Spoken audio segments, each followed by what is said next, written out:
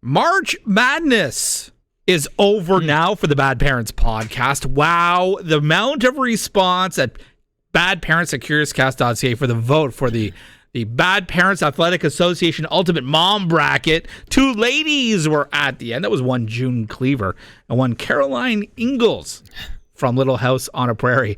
And everybody had their thoughts. Mm-hmm. And the winner, after calculating so many votes, is June Cleaver. Wow. June Of course. takes it. Therefore, the Ultimate Bad Parents Athletic Association ultimate couple would be Clark Griswold. Wow. And June Cleaver. Can you see that tandem in a TV show or a movie? Oh, Clark likes the older women. I could see it. Yeah, Me definitely. too. Yeah, you just put her, like, same skirt, but peekaboo blouse. Yeah, sure. Well, because like his wife was kind of like the straight one, and kind of kept him in order, and June would do the same thing. Very good. So thank you very much for all of the feedback on the Bad Parents Athletic Association Ultimate Parental Bracket, Dad and a Mom Bracket. But you can get in touch with us anytime at badparents@curiouscast.ca. And one that was emailed to us from a lady by the name of Diana. I'm not sure if you guys have read this. I hope you didn't, because I think she makes some really great points here. Okay. And I read and I quote, "Hello, I was watching a show on Global TV and saw your ad at the bottom of my screen. Just started listening to your podcast, and now I listen every morning on Q107. Oh, pretty good. That's our radio show. I am a mom of twin girls, soon to be 8 years old. Cute. I get a lot of dumb questions or remarks from people. Here are some. Oh, I can't wait. Okay. You are so lucky. I wish I had twins. She responds with, no, you don't. Double the cost of everything. At the same time, no hand-me-downs. Oh, that's a good point. You are so right. My son, who is 4, is still handing me down from a friend whose son is 8. Right. That circle of hand-me-downs has saved me tons. Could you fatten one up and keep one skinny? It's a good question, I but feel like that's an inappropriate question. Oh, I The was just fat- reading the other fa- questions she gets. Oh. But that's a great cost thing. I never thought about that. For us that can pass things down. Like my third son still has never really owned his own original article of clothing. Sure. You got twins, you got to double down. Yeah, big time. And especially like maybe if like you can interchange them if they both happen to be girls or boys. If you got one, you know what I mean? She doesn't say they're identical. Can I ask you a quick question, Yes. Ryan, just on the thing of hand-me-downs? I've noticed a lot of boys are wearing not the right size shoes. Do you make your little ones wear shoes that don't quite fit yet because it's cheaper? I think it's more like sometimes boys don't do or say anything. And so it's like you wouldn't even necessarily know. Okay. It's like kind of like a good enough, especially when they're younger, where they don't really care about anything. I've really noticed it lately. Well, Chris Cross also told us that we had to jump. Right. Could it possibly be like an underground thing that the kids are doing where, hey, my shoes are too big? Watch this, ready? Someone will try to rhyme, but they can't rhyme like us. Someone will try to rhyme, but they can't, because I'm the miggity Mac Daddy. The next Because I'm question. the miggity. No, just kidding. The next question is one and done? One and done, ski, yes. And Diana says, not really. I've had IVF treatments for almost 5 years before my twins were born. So you never know somebody's story. Yeah, right. that's good. The classic, you see somebody at the bus stop, maybe they might have a pregnant belly or not. It would be inappropriate to say, when are you expecting? I will tell you this. I would have to trip over. You know what? Even if I tripped over an umbilical cord, I wouldn't ask if they're pregnant. Diana, who's got 2 twin girls, says, was it natural? She's like, no, I'm an alien. My girls are from Mars. Yes, it was natural. What do you mean? Yes, I've had the natural birth of whatever. People ask stupid questions. Yeah. Another question Diana gets is, they don't look alike. Are you sure they're twins? Are you sure? Oh, my God. And she's like, yeah, I'm pretty sure I was there. She should just said, no, 2 different dads. Go figure. Yeah. This kid is taller than the other kid. Is she the older twin? She's like, that doesn't necessarily have to be part of it. No. Actually, she would be the younger of the 2. It doesn't of course, like height doesn't mean anything. How many people have 2, 3, 4 kids, and like the youngest could be the tallest? Like at some point, it doesn't matter. Diana, a mother of twin girls, is one kid smarter than the other? Interesting. Now, is the question she has received. Her response is she doesn't. Okay. I would never ask someone I don't know that. But deep down, am I somewhat interested in that? Like if it was a good friend of mine and be like, hey, how are the grades? Are they same? Like is everything the same? I see. You know what I mean? Like I'm very vague on this, but I remember seeing like some sort of documentary about how, the 1930s, babies would get mixed up in the hospital. Yes, all the time. And so like a twin would be sent home to another family, the whole nature versus nurture thing. Mm-hmm. Then sometimes they get brought back together and it's like they both have, for a man, they both have a beard and married a woman named Sally who like were both blonde. And like their similarities, yes, though growing up apart, were like insane. I think the one I know is like two twins, men. Their wives' names are the same. I think they had the same dog name. Yeah. Like it was craziness. Yeah. Is there any more? Does she have any more there? She's got a few. Okay, because one thing to interject quickly, maybe she addresses it, but one thing I'd love to know about someone like Diana with twins is, I get the whole, it costs like crazy. I can imagine the first few years. I mean, the first few years with one is incredible. I can't imagine doubling down. I guess my question is this. When they get to a certain age, and let's just say most people have two, so you decide to stop, and say they're 8 or 10 or whatever, is it kind of like we powered through it, and now it's like they're hopefully a friend for life. They've done all these things. Like you're not going back to like having a newborn again and diapers and all that kind of stuff. I almost wonder if you get the hard work done early, and then it's a bit of a payoff in the end. My wife, when we discussed, sorry, your what? Wife? Mm-mm. I thought it's your wife. Oh, my wife. My wife said that when she wanted to, much like Dan, we also went through IVF, that she wishes when we had Olivia that they were twins. She wanted to do the power through the rough 3 years, and then everything's okay now. They would both be 6. She wanted that. When you can, we're very happy that we had one healthy. You know what I mean? I get it. If perfect, double down, we would want to have Shawna Whalen. I have a question. Okay, say That's you why do your eggs and your thing together at the same time, and Sperm? you freeze your embryos. Yeah. Technically, you get implanted 2 years later. Are they twins? Yes. Technically, Jack and Olivia are twins. Oh my God. Whoa, bro. I didn't know that till just now. Technically. So that's insane. Do you ever say, if someone says, do you have children? Do you ever say I have twins? I don't. You I should start. You should. Yeah. One's 4, one's 6. It's like that ultimate sort of like, trivia question where like you just can't figure it out. I guess I technically could. I mean, Schwarzenegger and DeVito were twins. Oh, that's very true. Right? Sorry, which one of my kids is DeVito? I'm not saying anything. That's not nice. Diana gets back to some questions about being a mom of twins. Why aren't they dressed the same? Oh my God. I respect two things. And I don't know Diana's children's names, but you have twins. If you let them have their own like identity and give them names that don't rhyme, I respect it a lot. No, I would be the opposite. You'd rhyme? Rhyme, match, everything. In fact, maybe even just like Olivia 1, Olivia 2. But don't you think they would miss their own personal like identity? Yeah, it's for fun. I lose my identity, you lose yours. She responds with, because they are two different children, they wear what they want, which makes total and absolute sense. She says, great podcast, guys. Thank you. Have a nice day. That's Diana. She started listening to the podcast, now listens to the radio show. So thank you, Diana. Thank you for becoming a new fan. Appreciate Diana. it. And if you have any more questions or want to get in touch with the show, it's just badparents@curiouscast.ca. All right. So I have a story here that's come up on my feed so much that I thought I'm going to bring it to my boys here. And it is, you guys know who Chappell Roan is, right? She's a singer. I don't know. I'm not familiar with her. Grammy Award-winning Best New Artist. She's 27. Excuse me. Did she win a Juno? No, she didn't. So she's not that good. Or Canadian. Pink Pony Club. Has she won a Latin Grammy? Oh, I know that song, yeah. I'm going to keep. Anyways, huge star, huge big deal. She goes on a podcast, a friend of hers. They start talking about having kids, right? And the fact that a lot of her kids back home, she's from a small town, have kids. She's 27. So she said, yeah, a lot of my friends are married with kids. And when asked if she wanted that for herself, she said that she doesn't want to because, quote, all of my friends who have kids are in hell. End quote. Yeah. And at first, a lot of people were like, I feel seen. I feel, validated because this is hell. And now, of course, like anything else, there's a whole other camp who are saying it's so offensive and what she said is so wrong. And it's not her place to say that parents are all living in hell and it defends the children. But I thought we say that all the time. Mm-hmm. It is hell, right? It's very difficult. For the most part, like we have all had, yesterday is a good example. We all went home to something blowing up at home, right? And you can go to work and you have tough days at work, but there's nothing quite like a hard day when it has to do with parenting. Because you can't escape it, right? And you're dealing with different personality types. Like, I'm just off the top of my head, I'm thinking, like, when you have children, like, you have to, like, you're constantly pivoting and trying to figure out what the right thing is and who to say. So you can say one thing to one kid and another thing to another kid. There's no escape. You're always tired. There's always something going on. You've got no money. Yeah. No one ever really seems super, super happy.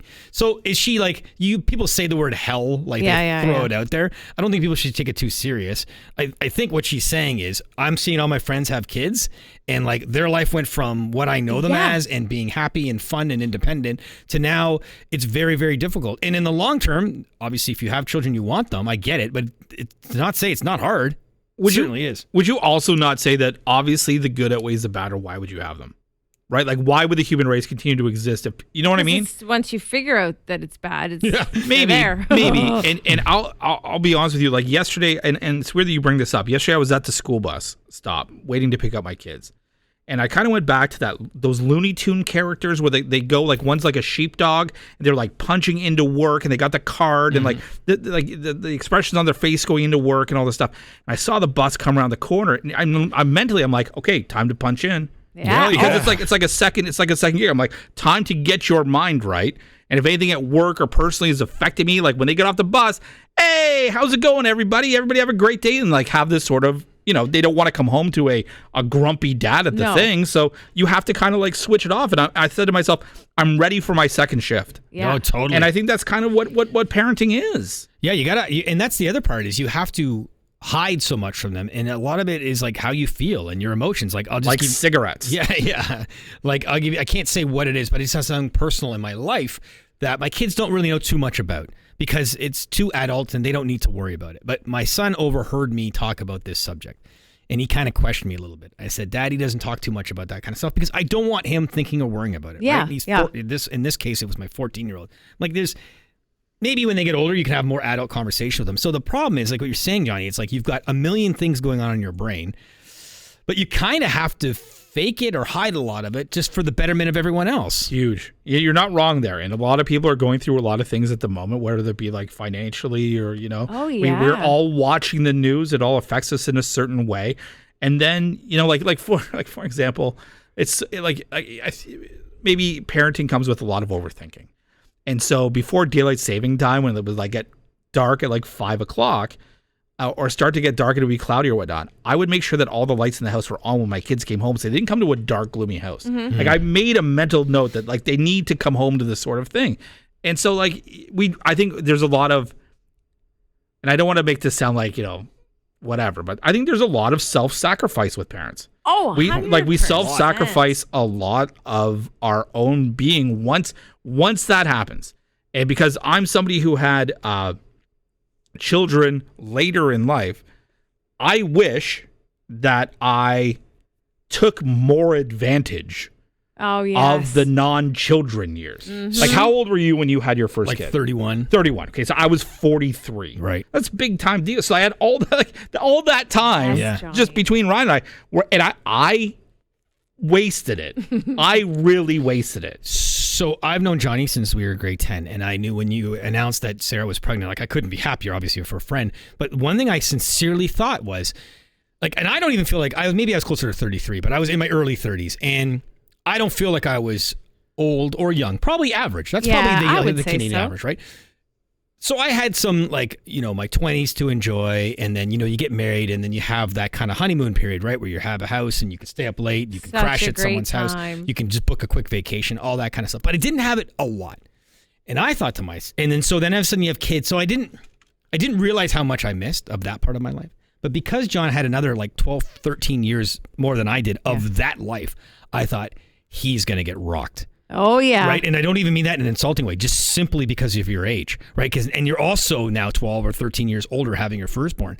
And so you had so much freedom that you can't help but think, oh, my God, my life was so different. Where you were young when you had your children, I was average, where I was like, I didn't get to miss it that much. Yeah. If that makes sense. Absolutely. And you know, when like somebody like gets pregnant for their first time, you would say, or somebody would say to Sarah, my wife, make sure you sleep all you can now, because when the baby comes, so you have 9 months to cram in the rest of the sleep of your life before the baby comes. But what I wish, and it's no fault of anybody around me, is somebody like Ryu had his kids earlier. Instead of being like, when the kid comes, this is going to change. I wish he would have said, you need to take advantage of these next 7 years. Until you have a kid, do everything. Go on the trips, buy the shoes, go nuts, feel what a hangover is like. But nobody does. Nobody says, if you're listening right now, and our producer of the podcast, Roz, does not have children. And I believe, and hopefully I'm not speaking out of turn, Roz has expressed the possibility of exploring that. Yeah. Take advantage of your non-child life now. Like, for real. Like, the money will come back. All that stuff will happen. But at some point, you're going to be like, I can't do these things. That's a very good point. So if you're even remotely on that road, and Mike, our technical producer, has 2 kids as well. He knows exactly what it's like too, right, Mike? Okay, good. Bet he knows though. He's a bit of a dog. Take advantage of that time before you do. And I wish somebody had said that to me, because I absolutely wasted those years. Well, I think it's natural to piss them away because you don't know what you don't know. Right. There are some years in my 20s, guys, when the level of boredom and ennui, as they call it, was so bad that I didn't enjoy it. And of course, there's no way to know then what it's going to feel like. So I just think that's just not possible. You can't pre-enjoy it knowing what's to come. Correct. I totally agree with what you're saying. But for somebody like Ryan and I, if he just would have said, "Hey, just so you know," I get it. Like but we hate you. We hated you. Fair enough. But okay, can I tell you something? Because when John and I have been working together for 18 years or whatever it's been, right? It's always morning radio and now this podcast. And so when I started having children, every morning you come in as you're logging on, chit-chatting, how was your day, how was your night? And I remember you said this to me. Like, I'd say, hey, what'd you do yesterday? And he'd be like, I hate to tell this to you, but I went home and I napped for 4 hours, and then I got up, and then I went shopping and went and grabbed some KFC, and then I went back and watched the Leaf game, and then I fell asleep at 8:30. And my eyes are bleeding. Even just hearing it now, right. I hate him. And I remember you said that. I feel bad even telling you. So I think sometimes the reason why the person is a parent is I also don't want to make you feel guilty about your life. And I also don't want... I think sometimes with people who are parents and you bitch about your life, other parents understand. But if you bitch about your life to some other kid, you get a little bit of like an eye roll. Okay, well, why'd you do it then, buddy? Like, it can't be that bad. Sure. Yeah. Suck it up. You chose that life. And so there's the reason why I probably didn't say too much. Yeah. Because I don't want you to be like, holy Parksy, like, woe is me. I get it, buddy. You got 3 kids. That's true too. So that's part of the reason, I think, why I didn't say anything. And I'm not going to be like, oh, lucky you. Like, must be nice to be you. Yeah. You slept more yesterday afternoon than I'll sleep in 3 weeks. But one thing I wish your parents know you better than anyone. And my mom knows me and knows I'm not a mommy type. I'm not a parenting type. And I asked her when I was in my 20s, I said, do you think that I should have kids?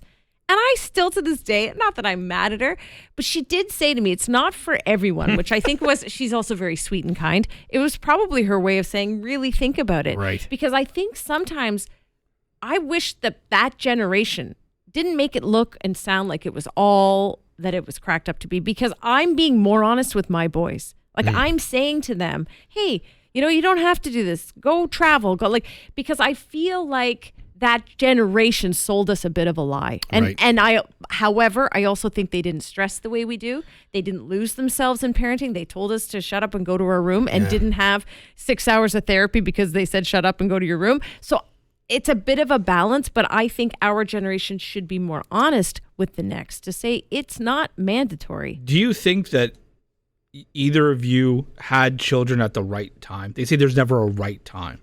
Because I think I had children at the right time. Even though some of them complain, I don't want to be the old dad at hockey when my kid's 10 and I'm 65 or whatever. I think I had kids at the right time for me. And yes, I was married before and it didn't work out. But I was somebody, at least during 30 to 40, where I was not going to be a good parent. I just wasn't. It would have been way worse. Like, even though you could have more time, I think it would have been time, not the best time. I'm the opposite. I think I would have been a better parent younger. Really? Yeah. Well, how old did you have the first one? 32. Oh, you were 32? You're there, 32, 33, okay. yeah. You got think married young, I guess, is what I was thinking. Like 17, 18? I was 20 when I got married. Yeah. We don't talk about that enough. Sorry to jump in. You were 20. Yeah. Wow. And then you went 11 years Was there like a and you don't have to answer it, obviously. Was there ever sort of like conversation? Was there sort of like, I don't want it right now? One did. Yeah, we weren't going to have kids because we were very, not douchey, but Sure. very self-involved. I was very selfish as well, which is why Yeah. I think I would not have made a good parent at 32, 33, 34. And so 11 years, you would say, is a long time between marriage and having a child. Yeah, that's a very good point. Yeah, I think, and I think the reason we had kids was maybe not, we were like, we didn't want to regret it one day. Right. But we never had a burning desire Sure. to be parents. Obviously, we both adore our son, if he ever hears this. But I mean, get it. But it wasn't really something that we saw our friends going through it. I saw my brother have 3 boys back to back like you, Ryan. And I was like, no thanks. Yeah. And I think it wasn't until the friends and families, kids got older, where we're like, okay, it's not so bad. So that's probably why we waited so long, because it looked like hell. Yeah, I don't think, to answer your question, I don't know if I would have been great in my 20s. Like, because my career was just getting started. Like, there's so much going on. I know, but young parents look like the energy, and I don't know, it just looks like they're more fun. There is a part of me that goes on social media and sees people my age with kids that they're going to like concerts with and like doing these like amazing sort of adulty things together that I wish that I could do. Because I think that in retrospect, if you're going to look back and grade my parenting, I feel like I will be a better adult dad, like with adult kids, than I will be now. And I like now. I really like now. It's a lot of fun. I think we get along really well. I think that I will be a better like adult dad when my kids are older. I'm way better with my 17-year-old than I was when he was 17 months. Sure. Way better. And you've mentioned your husband, and I know your husband, and I think he is, I think he'd be a great dad forever, but he is really good at being with younger kids. And like he's Eli really and stuff. struggling with the teen Yeah. stuff. Just Yeah. I remember my mom was the same. Great with little kids, struggles with some of that independence that comes with the later years. Yeah. So, yeah, I think that's normal too, to know where you're the best. You know what we had here? Great conversation. We Wow. did. Had a real great conversation, kept it clean for most of it, which is Solved all the world's Good. problems. Good. He for you. almost said F word. I heard it. Yeah, I did. What was I getting there to? I almost swore for some reason. What was it? Sorry, one more time. Oh, yeah. Suck it up, Parksy. Suck it up, Parksy. I almost really went a bit further than that. So thank you to Diane for sending in the message. And if you want to, please, badparents@curiouscast.ca. We would really appreciate it. So Roz and Mike, thank you for all that you do for the podcast. And until next time, this has been Bad Parents. And I'm laughing. When you're just like a straight ahead kind of guy, it makes me laugh. Because we're immature. Yeah. maybe that's it. Oh, Oh, thanks for listening. I don't know. Stream us wherever we get your podcast. And we're But also on it's YouTube. Bye.